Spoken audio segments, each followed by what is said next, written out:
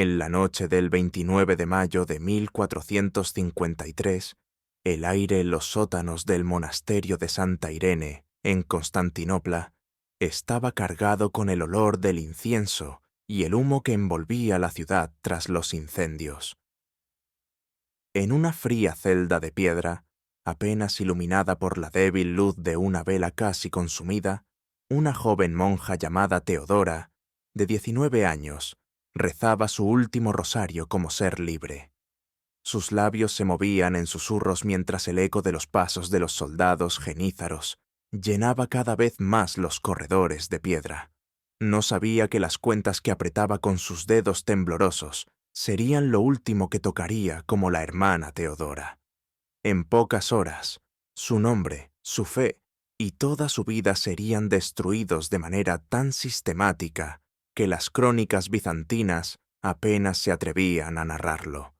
Se dice que el cuerpo nunca miente, y el cuerpo de Teodora, que meses después tomaría el nombre de Ache, en el harén del sultán Mehmed II, contaba una historia que no podía expresarse con palabras sin traicionar todo lo sagrado. Ya no era esposa de Cristo ni virgen consagrada, y la libertad de elegir su propio destino había quedado atrás. Solo permanecía un ser vivo, preparado para servir a los fines de un imperio que había convertido la fe en un instrumento de control y la santidad en una prisión. Para entender cómo el Imperio Otomano creó un sistema organizado de conversión forzada de monjas cristianas, hay que remontarse a los años previos a la caída de Constantinopla. Los estrategas de Mehmed II planeaban algo mucho más que una simple conquista. Se trataba de un control mental total, de una dominación espiritual y de la destrucción gradual de la identidad, practicada y perfeccionada durante décadas, en Anatolia y los Balcanes. Teodora nació en 1434 en una familia noble bizantina en Salónica. Su padre, un militar al servicio del emperador, la envió al monasterio de Santa Irene a los 14 años. No fue una decisión basada en el fervor religioso, sino en la protección pragmática de una joven noble, mientras el Imperio Otomano se acercaba a las últimas tierras bizantinas. Las crónicas del monasterio la describen como extraordinariamente hermosa, con cabellos oscuros que caían en ondas hasta la cintura y ojos verdes que reflejaban la luz como el mar Egeo. Teodora hizo sus votos de manera sincera y devota. Durante los 5 años siguientes, su vida transcurrió entre oración, ayuno y servicio, estudiando teología, aprendiendo griego y latín, y copiando manuscritos en el Scriptorium. En las últimas noches antes de la caída de Constantinopla, cuando los cañones otomanos derribaban los muros de Teodosio, la abadesa madre Eudoxia reunió a 43 monjas en la capilla. Con voz temblorosa, les relató los informes de los refugiados de otras ciudades, conquistadas por los otomanos. Los genízaros habían recibido instrucciones especiales del sultán respecto al destino de las monjas cristianas. No se les debía matar ni entregar a los soldados comunes. Debían conservarse intactas, clasificadas según edad y apariencia, y luego trasladadas a centros que las prepararían para el harén del sultán y los harenes de los altos oficiales. Era algo mucho más planeado que un simple saqueo. Todo el procedimiento era sistemático, ordenado y casi industrial en su carácter. Cuando las puertas del monasterio cedieron bajo los golpes de los arietes, Teodora estaba arrodillada junto al altar principal, apretando las manos hasta que los nudillos se blanquearon. Las demás monjas recitaban apresuradas y asustadas sus oraciones, sus voces llenando el espacio de la iglesia mientras el sonido metálico de los pasos de los soldados resonaba en la nave. El oficial genízaro, Mustafa Bey, de unos 35 años, entró con una antorcha en una mano y un pergamino en la otra. No amenazó con violencia inmediata ni alzó la voz. Ordenó a las monjas formar una fila, informándolas de que serían clasificadas según las instrucciones del sultán. Lo que ocurrió en las siguientes 2 horas fue registrado por el escriba otomano Ibrahim ibn Yaqub, cuyas crónicas fueron descubiertas en los archivos de Topkapi en 1967. Su relato es preciso y casi clínico, lo que lo hace aún más aterrador que cualquier descripción emocional. Las 43 monjas fueron divididas en 3 grupos. El primero, mujeres mayores de 40 años, estaba destinado al servicio doméstico en el palacio. El segundo, de 25 a 40 años, fue asignado como maestras, encargadas de enseñar griego y protocolo cortesano a las concubinas existentes. El tercer grupo, menor de 25 años, era considerado el más valioso por su juventud y fertilidad potencial. Se les marcó con tinta roja en la muñeca derecha, preparadas para la transformación completa. Teodora, de 19 años, con cabello oscuro y belleza llamativa, fue marcada no solo con tinta roja, sino también con una estrella dorada, lo que significaba que iría al harén personal del sultán y no a los harenes de los generales. De las 43 monjas, solo 7 recibieron tal distinción. Se les encadenó con grilletes de hierro en las muñecas, unidos en fila, lo que impedía movimientos libres, pero permitía avanzar en columna. No se aplicó violencia inmediata, no hubo gritos ni brutalidad. Todo se desarrolló de manera ordenada, como documenta Ibrahim. Cada paso estaba registrado, cada mujer anotada en los registros. El monasterio de Santa Irene se encontraba a menos de 2 kilómetros del palacio de Topkapi, pero el camino demoraba casi 4 horas, ya que las calles estaban bloqueadas por escombros, cadáveres y ruinas en llamas. Teodora avanzaba en silencio, murmurando oraciones entre dientes. El rosario que había logrado ocultar bajo su hábito lo apretaba con fuerza contra el cuerpo, sintiendo su frío y familiaridad. A su lado, una monja más joven, de 17 años llamada Catarina, lloraba sin control, sus sollozos mezclándose con repentinos ataques de pánico. Detrás de ellas caminaba Elena, una hermana de 22 años, que entonaba cánticos suavemente, manteniendo una calma casi provocativa frente a su propio terror.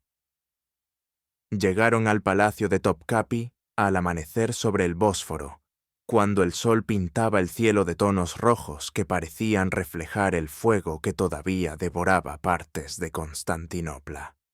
No fueron conducidas a la sección principal del palacio, sino a una estructura separada en los jardines interiores, las jaulas doradas, llamadas cafés, donde se preparaba a las mujeres recién capturadas antes de su introducción oficial al harén. Teodora aún no sabía que el procedimiento que estaba a punto de comenzar había sido perfeccionado durante más de 20 años. El sistema había sido desarrollado por Gulbahar Hatun, madre del sultán Mehmed, quien supervisaba la integración de cientos de mujeres cristianas capturadas en campañas anteriores. Su método se basaba en la convicción de que la destrucción total de la identidad cristiana no podía ser súbita ni brutal, porque provocaría resistencia durante años. En cambio, el proceso debía ser lento, psicológico, erosionando sistemáticamente cada elemento que definiera a la persona anterior. Las 7 monjas marcadas con la estrella dorada fueron inmediatamente separadas del resto y conducidas a una serie de habitaciones que Ibrahim denominaba cuartos de purificación. Era un eufemismo burocrático que ocultaba un proceso brutal de desconexión total de la vida pasada. Sus hábitos fueron cortados con tijeras, dejándolas desnudas bajo la mirada de 13 eunucos y 2 mujeres mayores del harén, que supervisaban todo. El rosario de Teodora fue arrancado de sus manos con tal fuerza que las cuentas se dispersaron sobre el suelo de mármol. Su cabello, antes motivo de orgullo, cubierto durante 5 años, fue lavado con aceites perfumados, cuyo aroma dulce la irritaba en contraste con el incienso simple al que estaba acostumbrada. La vistieron con atuendos que le parecían obscenos y extraños, túnicas de seda tan finas que revelaban la silueta del cuerpo, pantalones sueltos que dejaban al descubierto los tobillos, algo impensable para una monja bizantina, sin cruces, sin rosarios, sin ningún símbolo de sus antiguas creencias. En cambio, cada una debía llevar un pequeño amuleto con versos del Corán escritos en árabe, que no podían leer. La siguiente etapa la describe Eixe Sultán, una concubina mayor del harén, cuyos recuerdos fueron registrados posteriormente en los archivos imperiales. Según su relato, las monjas cristianas representaban un desafío particular, pues su identidad estaba profundamente arraigada en la cultura y en los votos sagrados que consideraban inviolables. El proceso de reeducación solía durar de 3 a 6 meses y se desarrollaba en fases estrictamente definidas.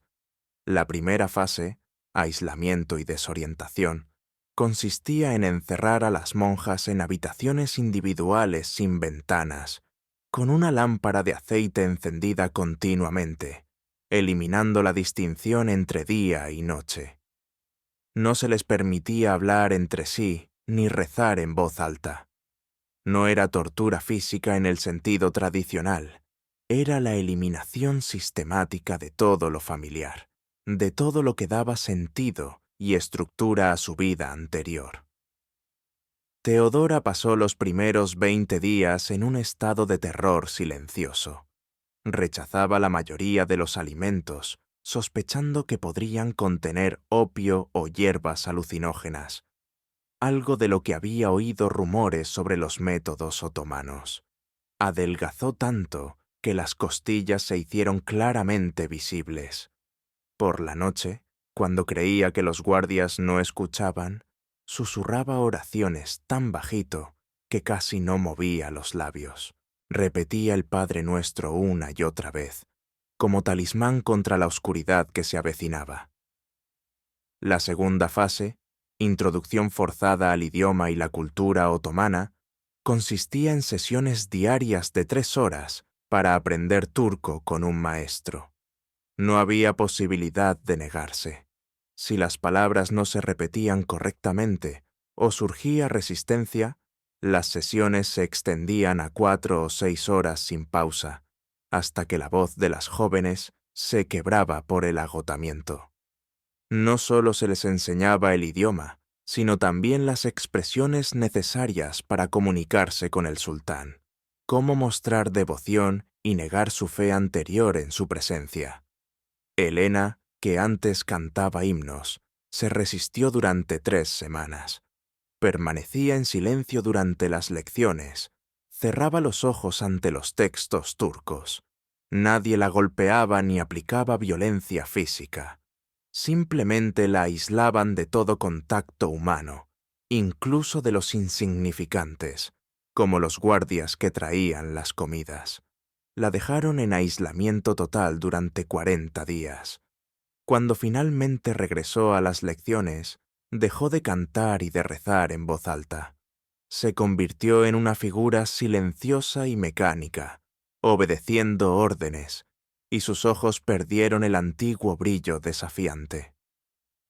Teodora observaba la transformación de Helena durante una de las pocas ocasiones en que todas las monjas eran llevadas juntas a los baños de la Shiparen.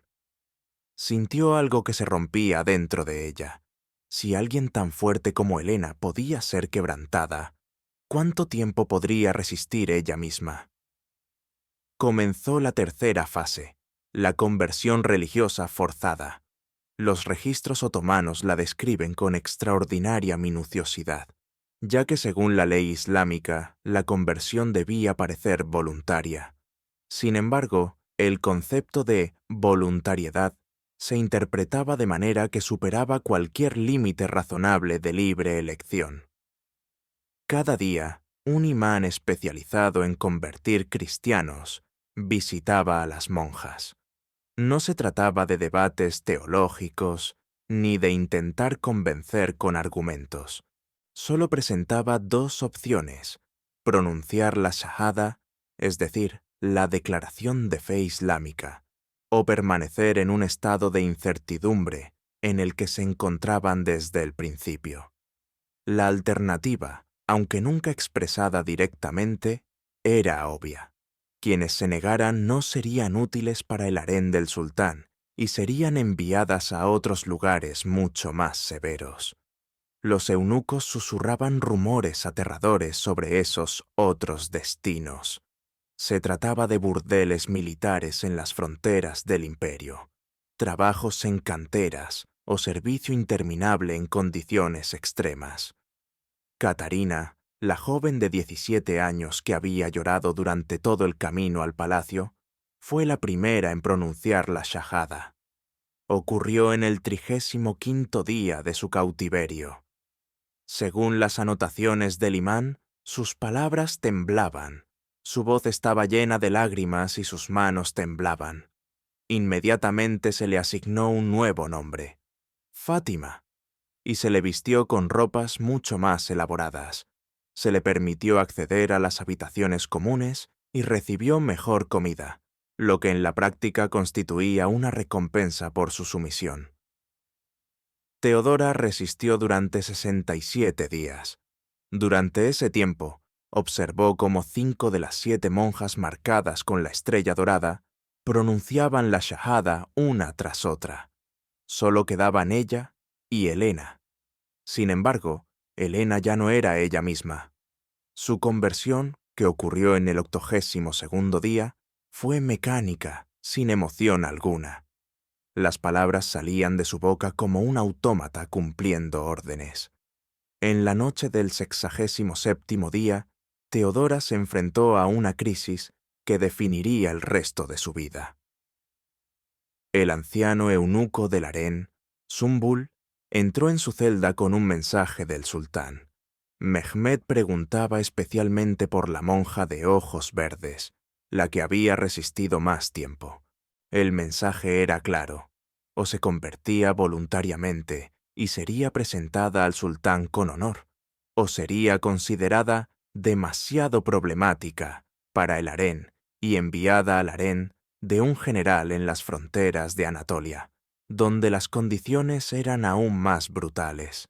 Teodora pasó toda la noche arrodillada sobre el frío suelo, rezando con desesperación, suplicando a María una señal, un camino que no traicionara su fe ni condujera a su destrucción total. No recibió ninguna señal, solo silencio y la abrumadora sensación de desesperanza. Al amanecer, cuando el imán llegó para la lección diaria, Teodora pronunció en un susurro quebrado las palabras: Ashhadu an la ilaha illa Allah wa ashhadu anna Muhammad Rasul Allah. Las dijo a pesar de su voz temblorosa. El imán sonrió, tomó sus manos y le felicitó por la sabiduría de aceptar la verdadera fe. Recibió un nuevo nombre, Atshe, popular en el Astarén, que significa viva en árabe. La ironía de la situación era evidente para ella. Se sentía más muerta que nunca.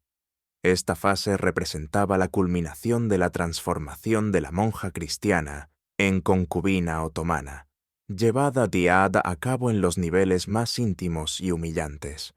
Las mujeres que habían dedicado su vida a la pureza y al celibato debían ahora aprender técnicas sexuales y el arte de la seducción. Cómo complacer a un hombre que tenía acceso a cientos de mujeres y cuya gracia determinaba su seguridad y estatus. Las instructoras eran mujeres mayores del harén, a menudo antiguas cristianas que habían pasado por el mismo proceso años atrás. Quizá este era el elemento más destructivo del sistema, la obligación de convertirse en agente de su propia degradación para sobrevivir. Miriam Hatun, una noble serbia capturada en 1439, era la instructora principal. Según los recuerdos de Ayşe Sultán, Miriam impartía las enseñanzas con brutal meticulosidad, consciente de que el fracaso de cualquiera de sus alumnas recaería sobre ella misma.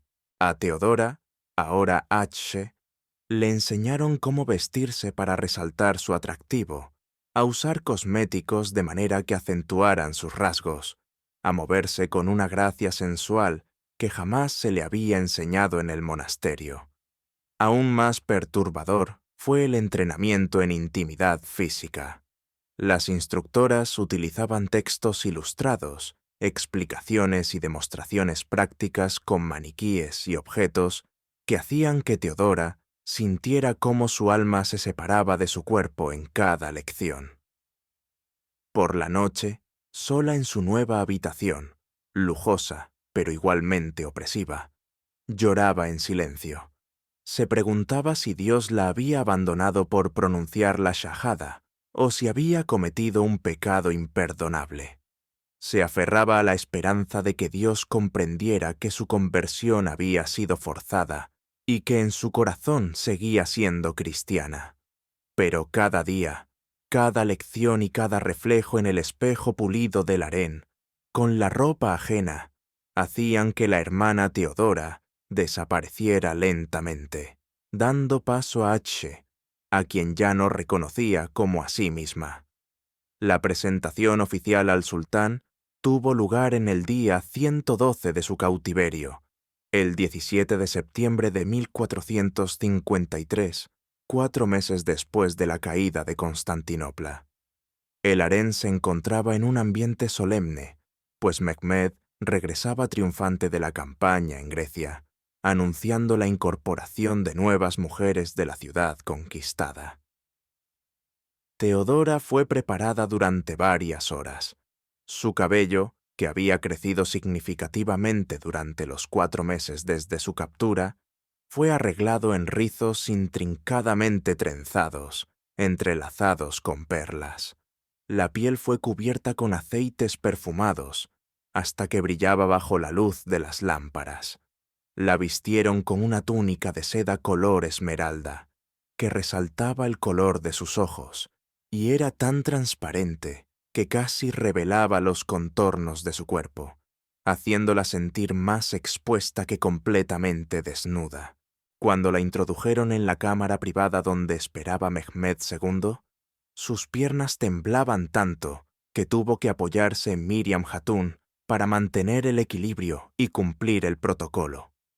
El sultán estaba sentado sobre un tapete bajo, vestido con telas simples pero costosas. Tenía 21 años, solo 2 más que Teodora, y su mirada era tan penetrante que parecía leer su alma. La sorprendió cuando le habló en griego, hasta que recordó que había sido educado por maestros griegos. «Me dijeron que eras monja», dijo con voz calmada, con un ligero matiz de curiosidad. «¿Por qué finalmente aceptaste la fe?» Teodora bajó la vista, como indicaba el protocolo, pero susurró palabras que no había practicado. «No tuve elección, mi señor». De inmediato sintió remordimiento por su sinceridad, esperando ira y castigo. En cambio, Mehmed se rió, una risa no cruel, pero tampoco completamente amable. «La sinceridad», dijo, «es rara aquí. Tal vez te haga interesante por más tiempo que a las demás». Lo que ocurrió aquella noche en la cámara del sultán es difícil de describir sin vulnerar la dignidad de Teodora. Basta decir que cuando regresó a su habitación al amanecer, se movía como una sombra. Cada gota de esfuerzo requería voluntad consciente. Mirada al suelo, mente distante de su cuerpo. Durante los 2 años siguientes, Teodora, ahora Ayşe, en todos los registros oficiales, se convirtió en concubina regular del sultán. No era la favorita, Ese honor correspondía a Gulbaharatun, pero era llamada en promedio una vez cada 2 semanas. Durante esos encuentros aprendió a separar la mente del cuerpo, manteniendo la presencia física pero la ausencia mental. La jerarquía del harén era implacable. Las mujeres que daban a luz hijos ascendían, las que no, quedaban en suspensión eterna, compitiendo por la atención del sultán y formando alianzas efímeras. Teodora nunca quedó embarazada, lo que en secreto atribuía sus oraciones a María, pidiendo protección para no concebir en cautiverio. Helena, ahora Hafsa, quedó embarazada en el 5.º mes, pero perdió al niño en el 4.º, en circunstancias descritas vagamente en los documentos como enfermedad. Otras concubinas susurraban que podría haber sido envenenamiento por parte de una rival celosa. Tras esta tragedia, Helena desapareció de la vista del sultán y se convirtió en una de las figuras menores del harén, realizando tareas menores, envejeciendo sin propósito. El aspecto más destructivo del sistema se reveló en 1456, cuando Teodora fue asignada como instructora de un nuevo grupo de monjas cristianas capturadas en Atenas. Eran 8, desde una joven de 16 años hasta una de 24. Al verlas por primera vez, con sus hábitos cortados de sus cuerpos y el miedo dibujado en sus rostros, sintió que miraba su propio reflejo de hacía 3 años. Se le ordenó enseñarles el idioma turco, explicar las reglas del harén y convencerlas de que la conversión era inevitable y que resistirse solo prolongaba el sufrimiento. Y lo hizo, que Dios la perdone, porque en un sistema que el Imperio Otomano perfeccionaba durante décadas, no había lugar para la neutralidad. O eras víctima o cómplice. Las víctimas que sobrevivían lo suficiente se convertían en partícipes. Una de las jóvenes monjas, Irene, le preguntó en una lección privada: ¿cómo puedes ayudarlas si tú misma has sido destruida? Teodora no respondió. Salió de la habitación dejando a Irene con la pregunta. Los años se mezclaban en una rutina monótona de supervivencia. Teodora, ahora entrando en sus últimos 20, ya no era una de las concubinas más jóvenes ni más atractivas. El sultán la llamaba cada vez con menos frecuencia, hasta que su presencia cesó por completo. Fue asignada como instructora fija, participando en un ciclo sistemático de victimización. En 1460, 7 años después de su captura, llegó al harén un nuevo grupo de prisioneras, esposas e hijas de nobles bizantinos, participantes en la fallida rebelión en Morea. Entre ellas, Teodora reconoció de inmediato a una mujer de alrededor de 50 años. Era la madre de Eudoxia, la abadesa del monasterio de Santa Irene, Irene, la mujer que en su momento había intentado preparar a las monjas para los acontecimientos que se avecinaban, incluso antes de la caída de Constantinopla. Cuando sus miradas se cruzaron, Teodora sintió algo que la desgarró más profundamente que todos los sufrimientos de aquellos 7 años de cautiverio. Vio la decepción en los ojos de la madre Eudoxia. La observaba vestida con ropas otomanas del harén, con el nuevo nombre de Adshe, cumpliendo el papel de instructora del sistema que había destruido sus vidas. En esa mirada, Teodora percibió el juicio que más temía. Aquella noche hizo algo que no se había atrevido a hacer durante muchos años. Rezó todo el rosario en latín, en un susurro tan bajo que apenas podía escucharse, arriesgando un castigo si alguien descubría su oración. Nadie la sorprendió, pero tampoco sintió el consuelo que solían brindarle aquellas palabras familiares. Se sentía como si hablara un idioma que ya no podía pronunciar realmente. La madre Eudoxia no sobrevivió mucho tiempo en el harén. Era demasiado mayor para tener valor como concubina, y su resistencia a la conversión era absoluta. Ni siquiera un aislamiento prolongado podía quebrarla. Fue trasladada a duras labores de lavandería, en condiciones severas. Murió 6 meses después de su llegada, probablemente de neumonía según los registros oficiales, aunque otras mujeres susurraban que la causa pudo haber sido el agotamiento tras semanas de negarse a comer. A Teodora no se le permitió ver el cuerpo antes del entierro en una fosa común fuera de los muros del palacio, donde se acumulaban las esclavas sin ceremonia. Esa noche, al recibir la noticia, encontró un pedazo de tela blanca de una de las antiguas túnicas. Lo cortó en un pequeño rectángulo y lo escondió bajo la almohada. Era lo más cercano a un símbolo cristiano que se atrevió a conservar. En 1468, 15 años después de la caída de Constantinopla, Mehmed II partió en otra campaña en Anatolia. Durante su ausencia, Constantinopla, renombrada Estambul, fue azotada por la peste bubónica. El harén, debido a su alta densidad de población y el hacinamiento, sufrió especialmente. Teodora enfermó en julio. No existía tratamiento efectivo. Las enfermas eran aisladas en un ala separada para evitar la propagación de la enfermedad.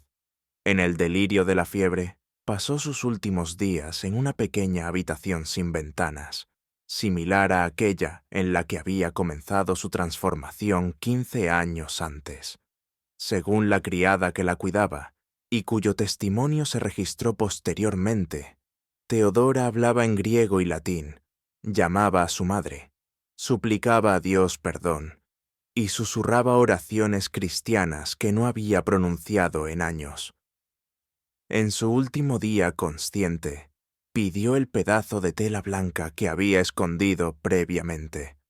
Lo presionó contra su pecho, cerró los ojos verdes que hacía tiempo habían perdido su brillo, y susurró algo en latín, registrado fonéticamente por la criada. Mater Dei, memento mei. Madre de Dios, acuérdate de mí. Teodora, que una vez había sido la hermana Teodora, y que fue obligada a convertirse en H, murió al amanecer del 3 de agosto de 1468, a la edad de 34 años. Su muerte fue registrada en los libros del harén con una nota lacónica. H, concubina de rango menor, fallecida por peste, enterrada según la costumbre. No hubo ceremonia, no hubo duelo. El cuerpo fue envuelto en una tela sencilla y depositado en la misma fosa común donde años atrás había sido enterrada la madre Eudoxia. La historia de Teodora, aunque particular en sus detalles, no fue única. Teodora formaba parte de un sistema que, en el siglo XV, transformó a cientos, y en realidad a miles, de mujeres cristianas. Los registros administrativos otomanos conservados en los archivos de Topkapi muestran que, entre 1453 y 1500, aproximadamente 3.200 monjas fueron capturadas durante campañas militares e incorporadas al sistema de la ED. De ellas, cerca del 78% adoptó finalmente el Islam, según los registros de conversión mantenidos por los imames del palacio. El 22% restante de las mujeres fue asignado a otros roles, y en los casos de resistencia extrema, sus destinos quedan descritos de manera ambigua en los registros. En 2003, arqueólogos turcos que realizaban excavaciones en el antiguo palacio de Topkapi descubrieron una fosa común que contenía los restos de unas 200 mujeres, todas datadas entre 1450 y 1470. Lo que hacía excepcional este hallazgo era que muchas de estas mujeres tenían consigo pequeños objetos que simbolizaban la fe.